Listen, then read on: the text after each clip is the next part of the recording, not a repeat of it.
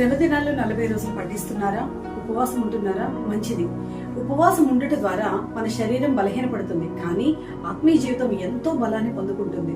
కేవలం ఉపవాసము ద్వారా గొప్ప కార్యాలు జరగవు. ఉపవాసముతో ప్రార్థనను కూడా మనము జోడించినప్పుడు గొప్ప కార్యాలు జరుగుతాయి. ఉపవాస ప్రార్థన అన్నిటికంటే బలమైనదని దేవుని వాక్యం సెలవిస్తూ ఉంది. ఈ ఉపవాస ప్రార్థన చేసినప్పుడు నీ జీవితంలో ఉండే ప్రతి లోటును దేవుడు తీర్చివేస్తాడు. హన్న తన జీవితంలో గొప్ప లోటును కలిగి ఉంది. హన్న తన జీవితంలో చాలా పెద్ద సమస్యను ఎదుర్కొంది. ఆమెకు సంతానం లేరు. పిల్లలు లేని కారణం చేత అందరూ కూడా గుండ్రాలు అంటూ హీనంగా చూసేవారు. కుటుంబ సభ్యులను నిందించారు. అటువంటి పరిస్థితుల్లో ఉపవాసం ఉండి దేవుని మందిరంలో ప్రార్థన చేసింది. తద్వారా దేవుడు ఆమెకు కుమారుని బహుమానంగా ఇచ్చాడు. ఆ కుమారునికి సమూయేలు పేరు పెట్టింది. దేవుడు ఆ బిడ్డను ఎంతగానో ఆశీర్వదించాడు. గొప్ప ప్రవక్తగా మార్చాడు.